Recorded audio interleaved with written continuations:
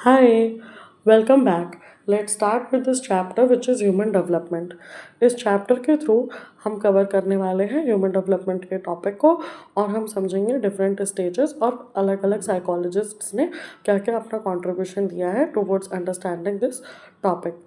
तो अभी समझते हैं ह्यूमन डेवलपमेंट होता क्या है। It refers to the changes that occur in human being over the course of their lifes. Basically इसका मतलब क्या है कि ह्यूमन डेवलपमेंट के पूरे प्रोसेस में एक इंडिविजुअल का ग्रोथ कैसा है, क्या क्या चेंजेस हो रहे हैं उसके पूरे लाइफ स्पैन में। अब हमें ये भी समझना होगा कि ग्रोथ और डेवलपमेंट दोनों में डिफरेंस होता है। ग्रोथ में हम क्वांटिटेटिव चीज़ें लेते हैं जैसे कि हाइट, वेट, ये सब कुछ, और जो डेवलपमेंट होता है वो क्वालिटेटिव होता है। इसका मतलब उसके कई सारे डोमेन्स होते हैं, कई सारे एस्पेक्ट्स होते हैं जो भी हम आगे कवर करेंगे। तो डेवलपमेंट एक मल्टी फेसेटेड चीज़ है, मतलब कि इसमें बायोलॉजिकल, साइकोलॉजिकल, सोशल, ऐसे कई सारे एस्पेक्ट्स होते हैं। ये कॉन्सेप्शन से ही स्टार्ट होता है। इसका मतलब जब मदर कंसीव करती है, मदर प्रेग्नेंट होती है, बेसिकली कंसीव करती है बेबी को, उसी टाइम से डेवलपमेंट स्टार्ट हो जाती है और हमारे ओल्ड एज तक कंटिन्यूड रहती है। मतलब कि पूरे लाइफ स्पैन तक कंटिन्यूड रहती है जब तक भी वो इंडिविजुअल एग्जिस्ट कर रहा है। तो इस चैप्टर के थ्रू जो भी डायमेंशंस होते हैं डेवलपमेंट के, हम उनको कवर करने वाले हैं। तो अब सबसे पहले तो ये चीज़ समझते हैं कि कौन कौन से की प्रिंसिपल्स हैं डेवलपमेंट के। ह्यूमन डेवलपमेंट में बेसिकली हमने ये चीज़ समझ ली कि हम उन चेंजेस को डील करेंगे that occur in an individual over time. तो इसका मतलब ये चीज़ बिल्कुल क्लियर है कि डेवलपमेंट जो है वो लाइफ लॉन्ग कॉन्सेप्ट है, यानी कि ये सिर्फ स्पेसिफिक इस एज पे रुक नहीं जाती है बल्कि कंटिन्यू होती है थ्रू आउट लाइफ। ये जो पर्सपेक्टिव है बेसिकली ये कॉन्ट्रडिक्ट करता है उस पुराने बिलीफ को जो लोग बोलते थे कि जो सिग्निफिकेंट डेवलपमेंट होती है वो सिर्फ बचपन तक होती है, मतलब चाइल्डहुड एज तक होती है। ये उस पर्सपेक्टिव को कॉन्ट्रडिक्ट करता है और ये बताता है कि डेवलपमेंट जो फिनोमेना है वो लाइफ लॉन्ग होता है, थ्रू आउट लाइफ कंटिन्यूड रहता है। फिर हम बात करते हैं डेवलपमेंट जो है मल्टी डायमेंशनल है, क्योंकि इसमें कई सारे डोमेन्स हैं जैसे फिजिकल, कॉग्निटिव, इमोशनल, सोशल, ऐसे कई सारे एस्पेक्ट्स हैं जो आपस में इंटरेक्ट करते हैं और एक दूसरे को भी इन्फ्लुएंस करते हैं। ये डायमेंशंस आपस में इंटरेक्ट करते हैं और एक दूसरे को इन्फ्लुएंस भी करते हैं। तीसरा फिनोमेना, तीसरा प्रिंसिपल बोलता है कि डेवलपमेंट जो है वो प्लास्टिक है। प्लास्टिक का मतलब क्या होता है कि हम उसको मोल्ड कर सकते हैं, है ना। तो इसका मतलब है कि जो ये चेंज की कैपेसिटी है और वो एग्जिस्ट करती है थ्रू आउट लाइफ टाइम, यानी कि हम नई स्किल सीखते हैं, हम किसी एक ट्रॉमा से रिकवर भी करते हैं। ठीक है। तो ऐसे जो कई सारे एग्जाम्पल्स हैं वो हमें बताते हैं कि कैसे डेवलपमेंट जो है, ह्यूमन डेवलपमेंट जो है वो फ्लेक्सिबल है, वो प्लास्टिक है, कि हम नई स्किल्स भी सीख पा रहे हैं, अगर कोई ट्रॉमा हो गया तो हम उससे रिकवर भी कर पा रहे हैं। मतलब कि डेवलपमेंट प्लास्टिक होता है। जो चेंजेस होते हैं वो एग्जिस्ट कर सकते हैं थ्रू आउट लाइफ, उनकी इतनी कैपेसिटी होती है। डेवलपमेंट जो है वो कॉन्टेक्सचुअल है, यानी कि उसमें वैरायटी ऑफ कॉन्टेक्स्ट है, जैसे कि फैमिली हो गया, कल्चर हो गया, सोशो इकोनॉमिक स्टेटस हो गया, या हम किस हिस्टोरिकल पीरियड में हैं। तो ये सारे कॉन्टेक्स्ट जो हैं वो एक इंडिविजुअल के ग्रोथ को और उसके डेवलपमेंट को इन्फ्लुएंस करते हैं, उसको शेप करते हैं। इसीलिए डेवलपमेंट जो है वो कॉन्टेक्सचुअल है। जैसे हमारी फैमिली स्ट्रक्चर हो गया, हमारा कल्चर हो गया, ये सब कुछ हमारे डेवलपमेंट को शेप करेगा। अब अगर देखा जाए तो अगर कोई बच्चा है जो लोअर सोशो इकोनॉमिक स्टेटस से बिलोंग कर रहा है, चौल में रह रहा है, तो वहाँ के कल्चर की वजह से, वहाँ के फैमिली स्ट्रक्चर की वजह से, या जिस हिसाब से उसका स्टेटस है उस हिसाब से उसको एम्यूनिटीज़, उसको रिसोर्सेज नहीं मिल पा रहे हैं, तो उसकी ग्रोथ और डेवलपमेंट में कुछ चेंजेस होंगे इन कंपैरिजन टू पर्सन जो अपर स्टेटस से बिलोंग कर रहा है। तो ये जो भी सारे वैराइटीज़ कॉन्टेक्स्ट्स होते हैं वो सब हमारे डेवलपमेंट को शेप करते हैं और उसको इन्फ्लुएंस भी करते हैं। अब डेवलपमेंट में ग्रोथ, मेंटेनेंस, रेगुलेशन, तीनों चीज़ें इन्वॉल्व होती हैं। डेवलपमेंट सिर्फ ग्रोथ के बारे में नहीं है, यानी कि सिर्फ नॉलेज का इंक्रीज़ होना, स्किल्स का इंक्रीज़ होना, ये नहीं है, बल्कि उसका मेंटेनेंस भी, यानी कि उन स्किल्स को रिटेन करना ओल्ड एज तक, और रेगुलेशन भी, यानी कि अगर कोई लॉस हो जाए तो उस पर अडेप्ट कर लेना। ठीक है। तो ये तीनों चीज़ें साथ में मिल करके ही डेवलपमेंट का कॉन्सेप्ट बनाती हैं। उसमें ग्रोथ भी होगा, नए स्किल्स का सीखना, नए नॉलेज को सीखना, उसमें मेंटेनेंस भी होगा कि हम उस स्किल को रिटेन कर पा रहे हैं, और रेगुलेशन यानी कि अडेप्ट भी कर पा रहे हैं चीज़ों को। हमारे पास अडेप्टेशन की कैपेसिटी भी है, हम नए एनवायरनमेंट में, नए सिचुएशंस में, नए सर्कमस्टांसेस में अडेप्ट कर पा रहे हैं। तो ये बेसिक प्रिंसिपल्स होते हैं डेवलपमेंट के, जिसको हम एक बार रिवाइज कर लेते हैं कि डेवलपमेंट लाइफ लॉन्ग होती है, डेवलपमेंट जो है वो मल्टी डायमेंशनल है, और प्लास्टिक होती है, दैट इज़ फ्लेक्सिबल है, ये कॉन्टेक्चुअल होती है, और इसमें इन्वॉल्व होता है ग्रोथ, मेंटेनेंस और रेगुलेशन। अब आगे बढ़ते हैं, समझते हैं स्टेजेस ऑफ डेवलपमेंट को।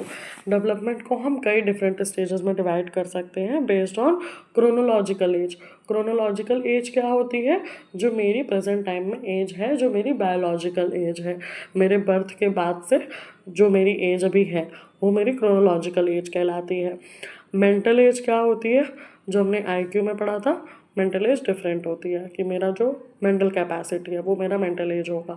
तो यहाँ पर डेवलपमेंट में जो हमने स्टेजेस डिवाइड किए हैं वो हमारे क्रोनोलॉजिकल एज यानी कि हमारे बायोलॉजिकल एज के हिसाब से डिवाइड किए हैं।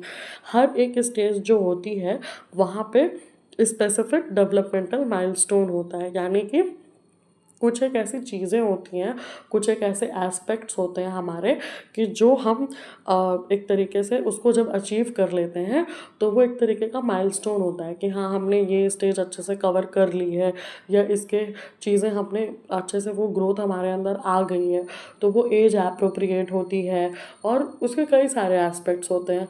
वो जो डेवलपमेंटल माइलस्टोन्स हैं वो बेसिकली बताते हैं कि हाँ, मार्क करते हैं कि ये एक स्टेज कंप्लीट हो चुकी है, और उसमें कुछ स्पेसिफिक चेंजेस भी होते हैं उन स्टेजेस में।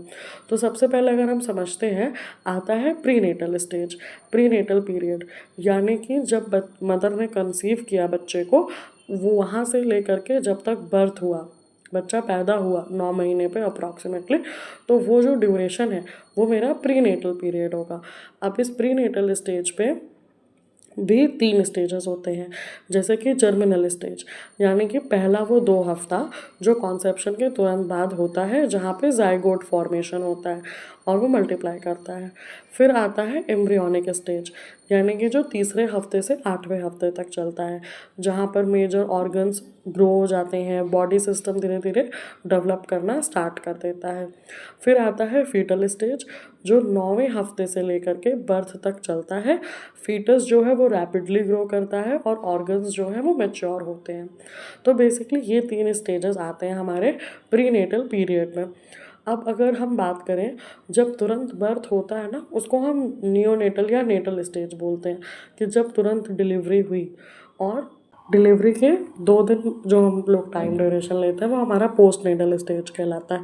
बट अभी वो आगे हम और कवर करेंगे। मेजर जो स्टेजेस होते हैं उसमें प्रीनेटल स्टेज है, ठीक है। प्रीनेटल हमने समझ लिया, कॉन्सेप्शन से लेकर के बर्थ तक। अब आगे आता है इन्फेंसी। इन्फेंसी यानी कि जन्म के, बर्थ के टाइम से लेकर के 2 साल और, तो बर्थ से लेकर के 2 साल तक का जो पीरियड होता है वो इन्फेंसी कहलाता है। अब इन्फेंसी स्टेज पे रैपिडली फिजिकल ग्रोथ होती है, डेवलपमेंट स्टार्ट हो जाता है मोटर स्किल्स का, बेसिक इमोशनल बॉन्ड्स जो होते हैं वो धीरे धीरे फॉर्म होने लगते हैं, जैसे कि केयर गिवर के प्रति, मदर के प्रति अटैचमेंट स्टार्ट होना। इन्फेंट जो है वो धीरे धीरे इंटरेक्ट करने लगता है अपने एनवायरनमेंट में, और डेवलप करता है सेंसरी मोटर कोऑर्डिनेशन। इसका मतलब उसके सेंसेशंस एक्टिव होने लगते हैं, वो मोटर कोऑर्डिनेशन करने लगता है, यानी कि जैसे बच्चों में हमने देखा होगा, अगर हम उनके राइट चीक पे टच कर रहे हैं तो वो राइट साइड अपना फेस टर्न कर रहे हैं, है ना। तो इसको बेसिकली हम लोग रिफ्लेक्सेस बोलते हैं। अब जैसे अगर आप बच्चे के हाथ में कुछ पकड़ाते हो तो वो अपने मुंह तक लेकर के जाता है, वो सकिंग रिफ्लेक्स है। और सिमिलरली ऐसे कई सारे रिफ्लेक्सेस होते हैं, ठीक है। तो ये कई सारे ऐसे डेवलपमेंटल माइलस्टोन्स का पार्ट है। अब अगर हम समझते हैं कि मेजर क्या क्या चेंजेस हुए, फिजिकल ग्रोथ हुआ, मोटर स्किल्स आना स्टार्ट हो, यानी कि आपने बच्चे के हथेली पे कोई चीज़ रखी, वो उसको पकड़ने की कोशिश कर रहा है, अपनी उंगलियां मोड़ रहा है, तो वो उसका ग्रास्पिंग रिफ्लेक्स है। ये सब कुछ उसके मोटर स्किल्स का पार्ट है। तो 2 साल तक में ये चीज़ें इस्टेब्लिश हो जाती हैं, डेवलप हो जाती हैं।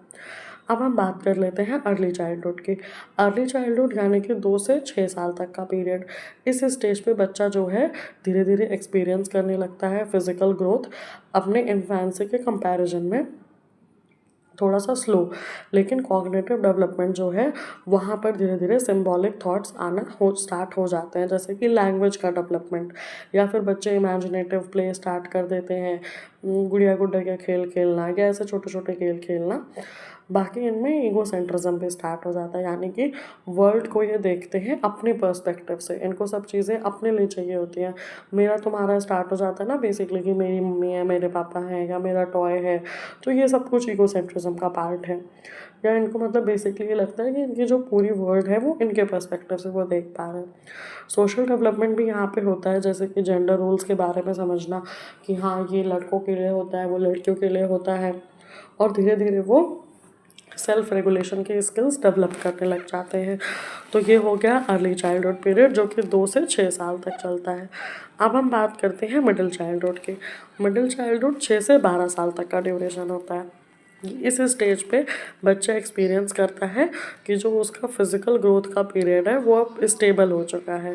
कॉग्निटिव डेवलपमेंट में लॉजिकल थिंकिंग जैसी चीज़ें मार्क होना स्टार्ट हो जाती हैं, जैसे कि पियाजे ने बताया था कॉन्क्रीट ऑपरेशनल थॉट्स, या कॉन्क्रीट ऑपरेशनल स्टेज उन्होंने बोला था। ये भी आप आगे जब डील करेंगे तो इसको और अच्छे से पढ़ेंगे। बेसिकली बच्चा रूल्स वगैरह समझने लग जाता है, उसकी मॉरल डेवलपमेंट स्टार्ट हो जाती है, सोशली वो चीज़ों को देखता है, पीयर इंट्रैक्शन जो है उसका और ज़्यादा सिग्निफिकेंट हो जाता है। फिर आता है एडोलेसेंट का पीरियड, यानी कि 12 से 18 साल। इस स्टेज में ट्रांजिशन होता है चाइल्डहुड से अडल्टहुड का, जहाँ पर प्यूबर्टी, सेक्सुअल मैचुरेशन ये सब कुछ मार्क होने लग जाता है। कॉग्निटिव डेवलपमेंट जो है वो रीच करती है फॉर्मर ऑपरेशनल स्टेज पे, यानी कि एडोलेसेंट्स जो हैं अब धीरे धीरे एब्स्ट्रैक्ट थिंकिंग स्टार्ट कर देते हैं, क्रिटिकली सोचना स्टार्ट कर देते हैं। एब्स्ट्रैक्ट थिंकिंग क्या हो गया, जैसे idea of justice, freedom, equality, basically ऐसे एब्स्ट्रैक्ट चीज़ों के बारे में सोचना, चीज़ों को क्रिटिकली सोचना। सोशल इमोशनल डेवलपमेंट भी स्टार्ट हो जाता है, जहाँ पर उन अपनी आइडेंटिटी फॉर्मेशन पे ध्यान देते हैं, उनका पीयर इन्फ्लुएंस कैसा है, और वो इंडिपेंडेंस सर्च करने लगते हैं। फिर आता है अडल्टहुड, जो कि है 18 से 65 ईयर्स तक का पीरियड, जहाँ पे मेजर करियर चॉइसेस बनाए जाते हैं, रिलेशनशिप्स फॉर्म होती हैं, फैमिली लाइफ स्टार्ट हो जाती है। मिडिल अडल्टहुड में करियर मेंटेन करना, फैमिली की स्टेबिलिटी मेंटेन करना, ये सब चीज़ें काफ़ी इंपॉर्टेंट हो जाती हैं। और जैसे जैसे लेट अडल्टहुड का पीरियड आता है, वहाँ तक आते आते फिजिकल डिक्लाइन स्टार्ट हो जाता है, फिज़िकल एबिलिटीज़ में डिक्लाइन देखने को मिलता है, आदमी का रिटायरमेंट होता है, और उन सब चीज़ों का रिफ्लेक्शन उसकी लाइफ पे आता है। अब हम बात कर लेते हैं ओल्ड एज की, यानी कि 65 ईयर्स से लेकर के ऑनवर्ड्स। अब यहाँ पर मेजर जो है फिजिकल डिक्लाइन हमें देखने को मिलता है, रिटायरमेंट हो गया, या फिर लॉसेस से डील करना, यानी कि अपने स्पाउस का डेथ हो जाना, या ऐसे केसेस। यहाँ पर इमोशनल रिजिलियंस, विजडम, ये सारी चीज़ें एज के साथ इंक्रीज़ होने लगती हैं, और एक सेंस ऑफ फुलफिलमेंट इंसान जो है अचीव करने लगता है। तो ये हमने कुछ मेजर स्टेजेस के बारे में बात किया। ये कुछ मेजर बेसिक स्टेजेस हैं जो हम डेवलपमेंट के पढ़ते हैं, जिसमें हम क्रोनोलॉजिकल एज के हिसाब से डिवीजन करते हैं। अभी हम आगे जब अदर साइकोलॉजिस्ट्स की थ्योरीज पढ़ेंगे, उनके अप्रोचेस पढ़ेंगे, तो सिमिलर स्टेजेस ही हमें मिलेंगे, बस हाँ उसमें एक दो स्टेजेस और ज़्यादा इंक्लूड हो जाते हैं, जहाँ पर कैरेक्टरिस्टिक्स जो है और ज़्यादा रिफाइन तरीके से बताई गई हैं, लेकिन मेजर जो होते हैं वो ये स्टेजेस होते हैं। अब हम समझ लेते हैं कि कौन कौन से ऐसे फैक्टर्स हैं जो डेवलपमेंट को इन्फ्लुएंस करते हैं।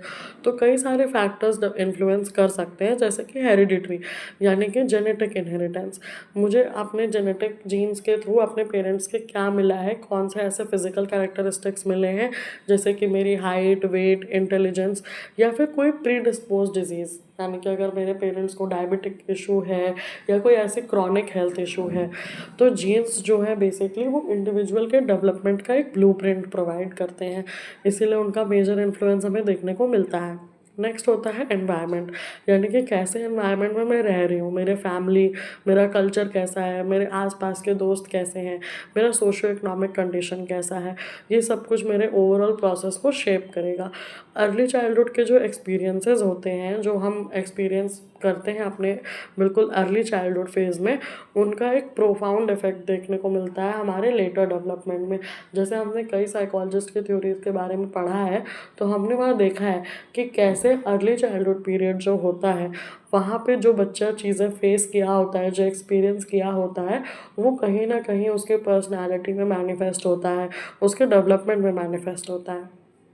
अब हम बात करते हैं मैच्योरेशन की, यानी कि यहाँ पर नेचुरल अनफोल्डिंग होती है इंडिविजुअल की, जो कि बायोलॉजिकल होती है, जेनेटिक पोटेंशियल के साथ होती है। जैसे कि अगर एक बच्चा बात करना सीखता है, चलना सीखता है, तो यहाँ पर उसके ब्रेन मसल्स जो हैं वो रेडी हो रहे हैं रिगार्डलेस ऑफ द एनवायरनमेंट, ठीक है।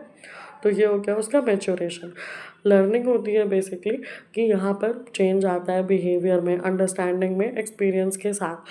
तो यहाँ पे डायरेक्ट टीचिंग हो सकती है, बच्चे को अगर डायरेक्टली पढ़ाया गया उस चीज़ के बारे में, या बेसिक ऑब्जर्वेशन की गई हो, या उसके इंटरेक्शन दूसरों के साथ देखे गए हों। कल्चरल फैक्टर्स में हम बात करते हैं कल्चरल नॉर्म्स की, वैल्यूज़ की, या ऐसे प्रैक्टिसेस की जो कि डेवलपमेंट को इन्फ्लुएंस करती है। जैसे कि कई अलग अलग सोसाइटीज़ में अलग अलग एक्सपेक्टेशंस होती हैं, या बच्चे को स्पेसिफिक स्किल सिखाई जाती है। अब बात कर लेते हैं बेसिक डोमेन्स की। डेवलपमेंट के पूरे प्रोसेस में कौन से की डोमेन्स होते हैं, जिसमें है फिजिकल, कॉग्निटिव, इमोशनल और सोशल। फिज़िकल डेवलपमेंट में वो सारे चेंजेस आएंगे जो कि मेरे बॉडी साइज़ में, शेप में और मेरे बॉडी के फंक्शनिंग में आ रहे हैं। जैसे इन्फेंसी के पीरियड में हमने बात किया था कि रैपिड फिजिकल ग्रोथ होता है, वहीं जब धीरे धीरे चाइल्डहुड का लास्ट फेज़ आता है तो वो और ज़्यादा स्लो हो जाता है। अडोलेसेंस के टाइम पे हमने ग्रोथ के बारे में पढ़ा था कि प्यूबर्टी, हार्मोनल बैलेंसेस जो स्टार्ट हो जाते हैं और सेक्सुअल मैचुरेशन आने लगता है। तो ये सारे फिज़िकल डेवलपमेंट का पार्ट है। और मोटर डेवलपमेंट में चेंजेस आते हैं, जैसे इन्फेंट्स जो हैं धीरे धीरे ग्रॉस और फाइन मोटर स्किल सीखते हैं। ग्रॉस मोटर स्किल मेरी क्या होगी, चलना, दौड़ना, जंप करना। और फाइन मोटर स्किल्स जहाँ पे मैं कोई चीज़ पकड़ रही हूँ, या बच्चा कोई है तो वो कोई चीज़ पकड़ रहा है अपने हाथ में, या लिखना, और अपने मतलब फ़ाइन चीज़ों का इस्तेमाल करना, फ़ाइन मसल्स का इस्तेमाल करना। तो ये मेरे दो मोटर डेवलपमेंट मेजर होते हैं, ग्रॉस होता है, फाइन मोटर स्किल होता है। तो हमने इन्फेंट्स में देखा था कि ये चीज़ डेवलप होना स्टार्ट हो जाती है। लेटर अडल्टहुड जब आ जाता है तो फिज़िकल डिक्लाइन होने लगता है प्रोमिनेंटली, जैसे कि स्ट्रेंथ वगैरह कम हो जाती है, सेंसरी एबिलिटीज़ लूज़ होने लगती हैं, और हेल्थ चैलेंजेस भी स्टार्ट हो जाते हैं। तो फिज़िकल डेवलपमेंट के डोमेन में हमने ये चीज़ समझी कि फिज़िकल एस्पेक्ट्स में कौन कौन से की चेंजेस होते हैं डेवलपमेंट के पूरे प्रोसेस में। अब नेक्स्ट डोमेन आता है कॉग्निटिव। कॉग्निटिव हमें पता था कि हमारे मेंटल प्रोसेसेस से रिलेटेड है, यानी कि यहाँ पे वो सारे चेंजेस आएंगे जैसे कि सोचना, रीज़न करना, प्रॉब्लम सॉल्विंग, और पूरे वर्ल्ड की एक अंडरस्टैंडिंग रखना। तो जेन पियाजे की थ्योरी में उन्होंने कॉग्निटिव डेवलपमेंट को डिस्क्राइब किया है 4 स्टेजेस के साथ। जैसे कि सेंसरी मोटर स्टेज, यानी कि जो बर्थ से लेकर के 2 साल तक का पीरियड होता है, जहाँ पे इन्फेंट जो है धीरे धीरे वर्ल्ड को समझना शुरू करता है अपने सेंसेस के थ्रू, अपने एक्शंस के थ्रू। फिर प्री ऑपरेशनल स्टेज आती है जो कि 2 से 7 साल तक होती है, यानी कि बच्चा धीरे धीरे लैंग्वेज का इस्तेमाल करने लगता है, सिंबल्स का इस्तेमाल करता है, लॉजिक के साथ थोड़ा सा स्ट्रगल करता है, और दूसरों को अपने पर्सपेक्टिव से देखता है। फिर आता है कॉन्क्रीट ऑपरेशनल थॉट, यानी कि जो 7 से 11 साल का पीरियड होता है, यानी कि बच्चा जो है लॉजिकल थिंकिंग धीरे धीरे डेवलप करेगा, कॉन्वर्सेशंस को समझ पाता है, और उसको ये चीज़ समझ में आती है बेसिकली कि जैसे लोग सरकास्टिक कमेंट्स कर रहे हैं या टोन का इस्तेमाल कर रहे हैं अपने कॉन्वर्सेशन में, तो इन चीज़ों को धीरे धीरे वो समझना शुरू कर देता है। फिर आता है फॉर्मल ऑपरेशनल स्टेज, यानी कि जो 11 साल से लेकर के अबव की होती है। यहाँ पर एब्स्ट्रैक्ट थिंकिंग स्टार्ट हो जाती है, रीजनिंग स्टार्ट कर देते हैं बच्चे, रीजनिंग समझने लगते हैं, हाइपोथेटिकल रीजनिंग समझने लगते हैं। तो ये कुछ 4 मेजर स्टेजेस के बारे में जेन पियाजे ने बात की थी। फिर वोगोट्स्की ने भी बताया था कि सोशियो कल्चरल थ्योरी के थ्रू कि कैसे जो रोल होता है सोशल इंटरेक्शन का और कल्चर का, वो हमारे कॉग्निटिव डेवलपमेंट को भी शेप करता है। जैसे कि जो हमारी लर्निंग होती है गाइडेड पार्टिसिपेशन के थ्रू, यानी कि पेरेंट्स हो गए, टीचर्स हो गए, तो इनसे इंटरेक्ट करके जो बच्चा चीज़ें सीखता है वो उसके कॉग्निटिव डेवलपमेंट को भी शेप करता है। तो कॉग्निटिव डेवलपमेंट का जो डोमेन है, इसके बारे में 2 साइकोलॉजिस्ट ने अपना कंट्रीब्यूशन दिया था। अब इमोशनल डेवलपमेंट की बात करते हैं, तो ये रिफ़र करता है बेसिकली टू कि एक इंडिविजुअल जो है वो कैसे एक्सपीरियंस कर रहा है, एक्सप्रेस कर रहा है और अपने इमोशंस को रेगुलेट कर रहा है। जैसे कि इन्फेंट्स जो हैं वो बिल्कुल स्टार्टिंग में अपने बेसिक इमोशंस जैसे खुश होना या रोना या चिल्लाना या परेशान होना या डरना, ये सब कुछ कैसे एक्सप्रेस करते हैं, है ना। तो वो बिल्कुल बेसिक इमोशंस हैं। फिर चाइल्डहुड तक आते आते सेल्फ कॉन्शियस इमोशंस भी आने लगते हैं, जैसे कि शेम या गिल्ट फील करना या प्राइड महसूस करना। तो ये भी डेवलप होना स्टार्ट हो जाता है और बच्चे जो है अपने इमोशंस को रेगुलेट करना सीख जाते हैं। अडोलेसेंस जो है टाइम पीरियड, यहाँ पे एक इमोशनल टर्मोइल देखने को मिलता है, क्योंकि आइडेंटिटी फॉर्मेशन जैसी इंपॉर्टेंट चीज़ यहाँ पे होती है। पीयर ग्रुप का बहुत ज़्यादा इन्फ्लुएंस होता है। ऐसे ही अडल्टहुड में इंडिविजुअल जो है धीरे धीरे इमोशनल स्टेबिलिटी अचीव करने लग जाते हैं और ओल्ड एज तक आते आते इमोशनल रिफ्लेक्शन, यानी कि लॉसेस के साथ कोप करना, ये चीज़ें इस टाइप के इमोशंस देखने को मिलते हैं। तो ये इमोशनल डेवलपमेंट का डोमेन हो गया। अब सोशल डेवलपमेंट का जो डोमेन है वो बेसिकली ये बताता है कि कैसे मेरे रिलेशनशिप्स या मेरे जो सोशल नॉर्म्स की अंडरस्टैंडिंग है वो मेरे डेवलपमेंट को शेप और इन्फ्लुएंस करेगी। तो इसमें एरिक एरिक्सन की थ्योरी आती है। एरिक एरिक्सन ने जो है अपने साइकोसेक्सुअल स्टेटस के बारे में बताया था। बेसिकली उन्होंने 8 स्टेजेस बताए थे जिसमें की सोशल चैलेंजेस एक पर्सन नेविगेट करता है, जैसे कि ट्रस्ट वर्सेस मिसट्रस्ट, जो कि बिल्कुल इन्फेंसी पीरियड में होता है, यानी कि बच्चे जो है डेवलप करते हैं ट्रस्ट अपने केयर गिवर्स के प्रति। फिर आता है ऑटोनॉमी वर्सेस शेम, यानी कि अर्ली चाइल्डहुड के पीरियड में बच्चे धीरे धीरे इंडिपेंडेंस डेवलप करना चाहते हैं। इनिशिएटिव वर्सेस गिल्ट, यानी कि प्री स्कूल पीरियड जो होता है वहाँ पर बच्चे धीरे धीरे सोशल इंट्रैक्शंस अपनी शुरुआत कर देते हैं, इनिशिएट कर देते हैं। इंडस्ट्री वर्सेस इन्फॉर्मिटी, यानी कि इन्फीरियोरिटी, यानी कि स्कूल एज पीरियड में जहाँ पर बच्चे कॉम्पिटेंस लाते हैं कि मतलब उनको बेसिकली उनके अंदर कॉम्पिटिटिव एबिलिटीज़ आती हैं कि हाँ उन्हें कोई चीज़ अचीव करनी है। Identity versus role confusion adolescence period में होता है, जहाँ पे एक बेसिकली स्टेबल आइडेंटिटी फॉर्म करनी होती है। इंटीमेसी वर्सेस आइसोलेशन, जो हमें यंग अडल्टहुड में देखने को मिलता है, यानी कि क्लोज रिलेशनशिप्स को फॉर्म करना। जनरेटिविटी वर्सेस स्टैग्नेशन, जो कि मिडिल अडल्टहुड में होता है, यानी कि सोसाइटी में कुछ कंट्रीब्यूशन देना अपना। Integrity versus despair old age में होता है, जहाँ पे लोग बेसिकली रिफ्लेक्ट करते हैं, चाहे उनको सेटिस्फैक्शन मिली होती है अपनी लाइफ से या फिर कुछ ना कुछ रिग्रेट होता है। तो अगर देखा जाए तो इन सारे स्टेजेस के थ्रू एक बच्चा डेवलप करता है खुद को, सोशल डोमेन में भी खुद को डेवलप करता है। जैसे जैसे उसके सोशल इंटरेक्शंस हो रहे हैं वो कैसे उसको नेविगेट करेंगे, उसके की सोशल चैलेंजेस हैं। ठीक है, अब हम बात कर लेते हैं मॉरल डेवलपमेंट की। मॉरल डेवलपमेंट जो है वो फोकस करता है कि कैसे एक इंडिविजुअल ये सेंस डेवलप कर पा रहा है कि क्या चीज़ गलत है, क्या चीज़ सही है। तो लॉरेंस कॉलबर्ग ने प्रपोज किया था एक stage theory of moral development, यानी कि उन्होंने कुछ स्टेजेस बताए थे, जैसे कि प्री कन्वेंशनल लेवल, यानी कि जो मॉरल रीजनिंग है वो यहाँ पर सिर्फ रिवॉर्ड्स और पनिशमेंट पे बेस्ड होती है। जैसे अगर आप किसी बच्चे को देखो, अगर उसने देखा कि हाँ होमवर्क करने पे उसे रिवॉर्ड मिल रहा था या होमवर्क ना करने पे उसे पनिशमेंट मिल रहा था, तो इस चीज़ पे बेस्ड उसने कौन सी मॉरल लर्निंग रखी कि हाँ होमवर्क कर लेना एक अच्छी चीज़ होती है, राइट है, और होमवर्क ना करना रॉन्ग है। उसी तरीके से कन्वेंशनल लेवल है, यानी कि इंडिविजुअल जो है धीरे धीरे कन्फॉर्म करना स्टार्ट करता है सोसाइटी के नॉर्म्स और लॉज के लिए। फिर आता है पोस्ट कन्वेंशनल, यानी कि मॉरलिटी जो है वो धीरे धीरे जो मेरे पर्सनल एथिकल प्रिंसिपल्स हैं उनसे गाइड होने लगती है। कैरल गिलिगन ने क्रिटिक किया था कॉलबर्ग की थ्योरी को और ये चीज़ आर्ग्यू की थी कि ये जो हमने कॉन्सेप्ट पढ़ा ये प्राइमरली बेस्ड होती है मेल सब्जेक्ट्स पे, और उन्होंने ये सजेस्ट किया कि जो वुमेन की मॉरल डेवलपमेंट है वो एम्फेसाइज होती है केयर और रिलेशनशिप पे, ना कि सिर्फ एब्स्ट्रैक्ट चीज़ों पे। तो इसके बारे में एक अलग ही इन्होंने क्रिटिसिज्म दिया था। अब हम बात कर लेते हैं कौन कौन से इश्यूज होते हैं डेवलपमेंट में। तो इसके ऊपर कई सारे डिबेट्स ऑलरेडी चल रही हैं, जहाँ पे लोग डिबेट कर रहे हैं बेसिकली कि कैसे ह्यूमन डेवलपमेंट की अंडरस्टैंडिंग शेप हो रही है। तो इसमें नर्चर वर्सेस नेचर आ जाएगा, जो हमने बिल्कुल स्टार्टिंग में भी बात की थी कि कैसे डेवलपमेंट जो है, क्या उस पर सिर्फ जेनेटिक्स यानी कि नेचर का असर हो रहा है या फिर एनवायरनमेंट यानी कि नर्चर का हो रहा है। जो कई सारी मॉडर्न थ्योरीज हैं वो आर्ग्यू इस चीज़ पे करती हैं कि दोनों के बीच में एक इंट्रैक्शन देखने को मिलता है।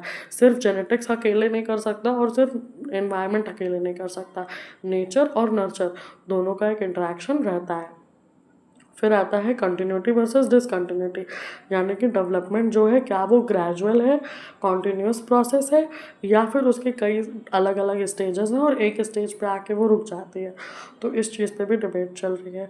स्टेबिलिटी वर्सेस चेंज, यानी कि क्या पर्सनालिटी ट्रेट्स जो होते हैं वो स्टेबल होते हैं ओवर टाइम या फिर वो एक्सपीरियंस के साथ साथ चेंज होते जाते हैं। तो ह्यूमन डेवलपमेंट हमने देखा कि एक बहुत ही कॉम्प्लेक्स प्रोसेस है, जहाँ पर कई सारे physical, cognitive, emotional, social changes देखने को मिलते हैं, जो कि दोनों बायोलॉजिकल और एनवायरमेंटल फैक्टर से इन्फ्लुएंस होते हैं, जो भी थ्रू आउट लाइफ स्पैन हो रहा है। तो इन प्रोसेसेस को समझना प्रॉम्प्ट करता है कि कैसे एक हेल्थी डेवलपमेंट हो सकता है और कैसे हम लाइफ के हर एक स्टेजेस को एड्रेस कर सकते हैं। Through this video I hope मैंने मेजर चीज़ें कवर कर दी होंगी। मैंने सेम ह्यूमन डेवलपमेंट के चैप्टर को एक नए पर्सपेक्टिव से समझाने की कोशिश की, उसका एक्सप्लेनेशन देने की कोशिश की। मैंने मेजर थ्योरीज और मेजर जो टॉपिक्स हैं, टर्म्स हैं, उनको कवर करने का ट्राई किया है। सो आई होप आपको ईजी हुआ होगा समझने में। एंड प्लीज़ आप डेफिनेटली कमेंट सेक्शन में लिख सकते हो if there are any other suggestions या फिर कोई और चेंजेस, या मैं इस चैप्टर को और बेहतर तरीके से दोबारा से पढ़ाऊँ, because definitely I will do the same. And I hope I was able to solve your problems, और एक अदर पर्सपेक्टिव से मैंने आपको ये चैप्टर पढ़ाने की कोशिश की। एंड डेफिनेटली आपको डिस्क्रिप्शन बॉक्स में नोट्स मिल जाएंगे एंड माइंड मैप भी मिल जाएगा इस चैप्टर का, जो आप प्रेफर कर सकते हो। बाकी सेम चैनल पे आपको एक और ह्यूमन डेवलपमेंट की वीडियो मिल जाएगी, जिसके थ्रू आप बाकी चीज़ें भी एक्सेस कर सकते हो। सो या that's all from my side. Thank you so much.